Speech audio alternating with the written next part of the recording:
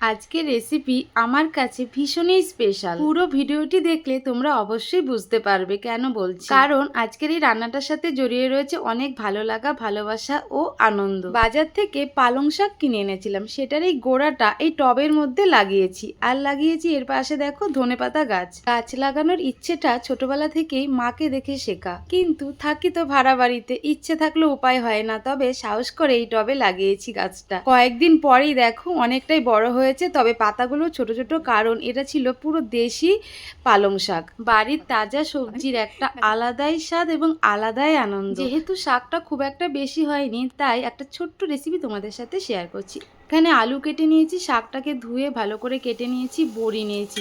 প্রথমেই কড়াই আমি আলুটাকে বেশ ভালো করে ভেজে নেব। এরপর অল্প একটু সর্ষের তেলের মধ্যে কালো জিরে, শুকনো লঙ্কা ফোড়ন দিয়ে দিয়েছে। এখন দিয়ে দিলাম শাকটা, দিয়ে একটু ভেজে নেব। এরপর আগে থেকে ভেজে রাখা আলু ও বড়ি দিয়ে কিছুক্ষণের জন্য ভেজে নিলেই রেডি পালং শাকের ভাজা, বড়ি ও আলু দিয়ে। এই দেশি পালং শাকের স্বাদ দারুণ। কেমন লাগলো রেসিপিটা অবশ্যই জানিও।